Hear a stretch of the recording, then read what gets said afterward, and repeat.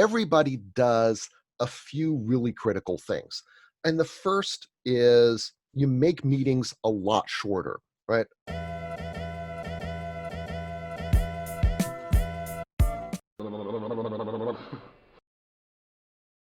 Hello, everybody, and welcome back to the Strategy Show. This is your host, Simon Severino. This episode is brought to you by the Strategy Sprints. The Strategy Sprints does exactly one thing: strategy in sprints. Strategy means massively gaining market shares and increasing your monthly revenue month by month. In sprints means in short bursts of intense work, intense deep work, in short cycles of work with short feedback loops. So this is exactly what we are going to talk about today, because we have a deep work expert here, Alex Pang. Hi, Alex. Hi, Simon. Good to be with you again. It's so great to have you here again, because while you were researching for your trilogy of books, you learned so much about how to do work right, in the effective way, in the flow way, versus just working a lot but with low impact. And nowadays, our audience is working from home, and not everybody's used to that. Many are learning the tips and tricks. So what did you learn that you can share with us how to do that right? Wow, that's it's a big question. I think talking to companies that have that have had to shift to working from home, and the challenges that people are facing remind me a lot of the things that I heard when I was writing my book Shorter and talking to people about what they had to do in order to fit 5 days worth of work into 4.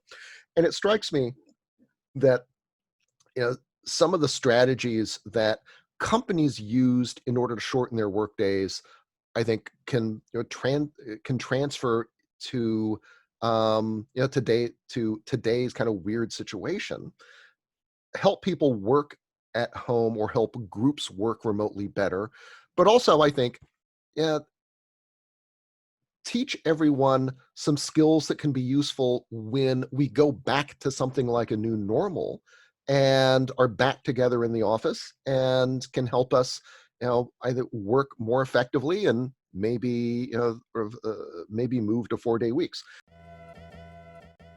You want to make your sales more repeatable and reliable? Do you want to have less volatility and more growth in your revenue per month? At Strategy Sprints, we do only one thing: strategy in sprints.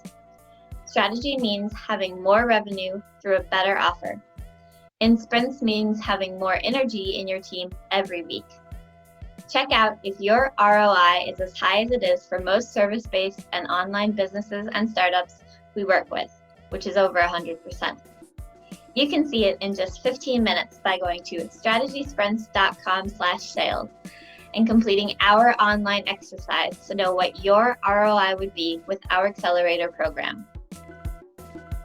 We are ready to sprint. Are you? So the companies that I looked at, everybody does a few really critical things. And the first is you make meetings a lot shorter, right? The default of hour-long meetings is thrown out in favor of meetings that are 15 minutes, 20 minutes long. They're very pointed. They always have an agenda. They tend to be smaller, and they have a purpose, right? You're gathering not to share information that or updates that really could have been a line in a Slack communication or an email, but rather you're gathering together with the purpose of making important decisions. So shortening meetings is important, both because it frees up plenty of time in people's schedules, but also because it's a great example of how collective action around around an enduring problem can actually produce changes that benefit everybody immediately.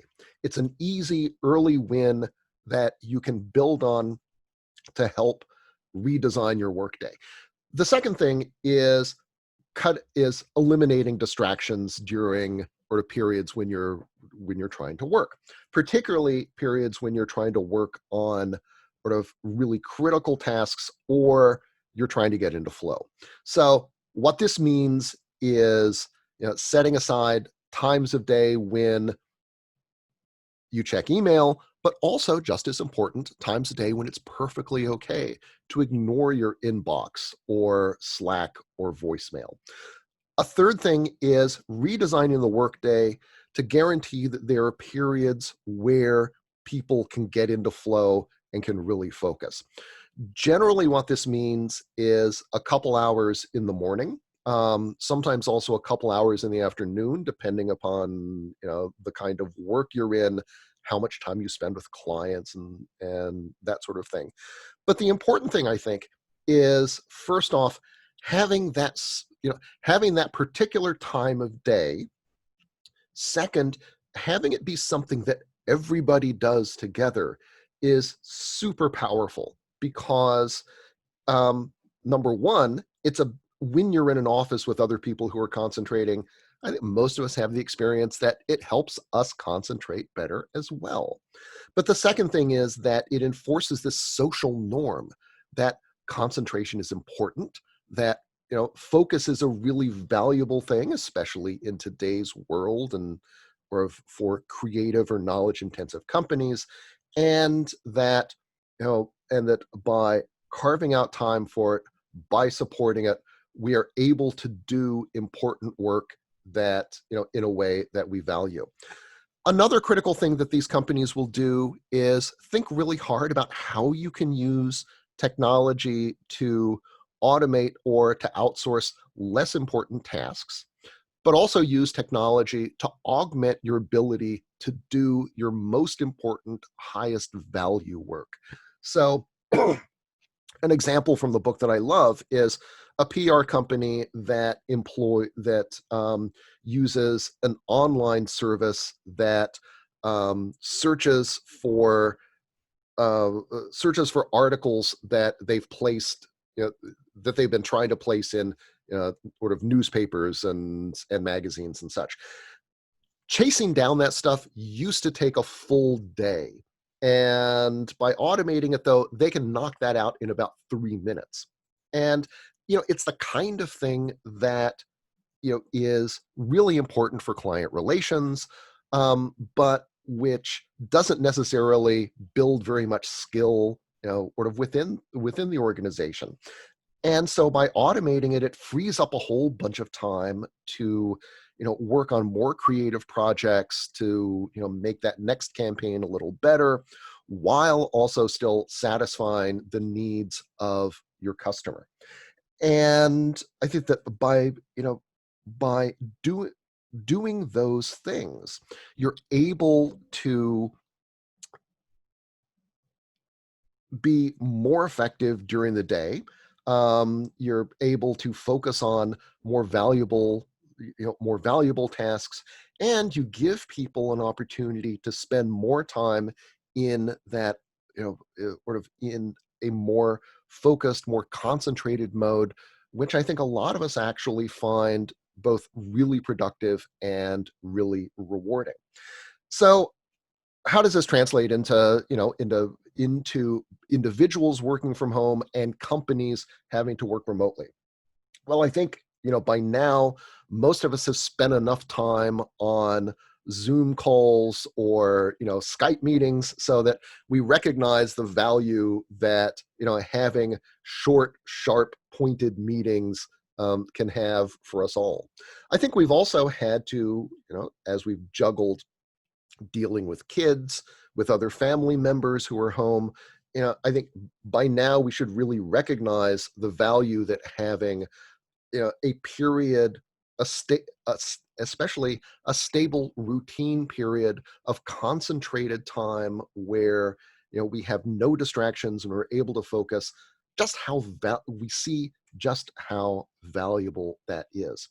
And of course, I think many of us who have adapted a little better have found that, thinking about how we set up set up our spaces at home, how we use technology can make a big difference between having a kind of frustrated, fractured experience working from home versus one that goes a little more smoothly. And then I think finally, what we all learn is that social norms and culture that support that kind of work are just incredibly important. You know, Before all of this, I think lots of organizations had an attitude that if you wanted to work from home, if you wanted, the opportunity to do flexible work, that the burden really was on you to figure out how to make it work.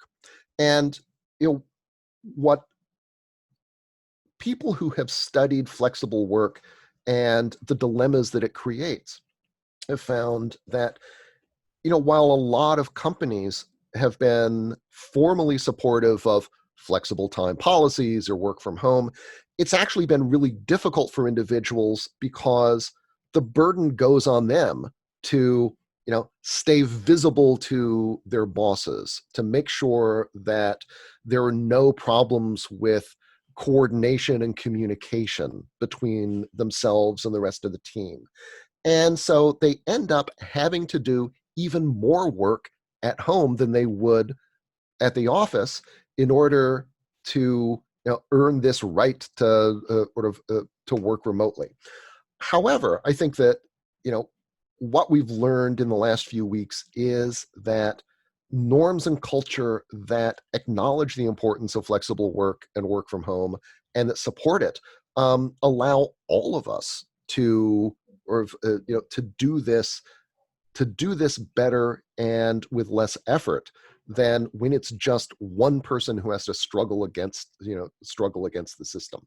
So I think we should, and I think that if we are able to take some of these skills around meetings, around designing focus time, around the social nature of remote work, and to carry those back with us into our working lives when things get back to something like normal, that we'll find we're all able to work more effectively, more flexibly, we'll be able to work better, and we can think about whether we want to go back to the way things were or whether we want to try to create something better, whether that is or a 4-day week, whether it is having more people working remotely more often, whether it's less travel and more online meetings.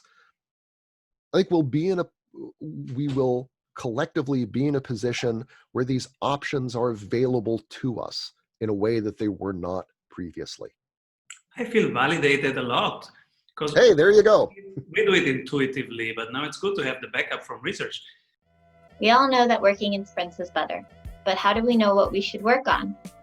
You're in luck because we have a 15-minute exercise that will give you complete clarity on where to take your project next. Go to strategysprints.com/sales to complete our short exercise and meet one-on-one with an expert sprint coach to identify your number one bottleneck. Hey everyone, I hope you enjoyed that episode of the Strategy Show. Make sure to like this video below and subscribe so that you can stay up to date with every episode of the Strategy Show. Get daily CEO tips from CEOs for CEOs.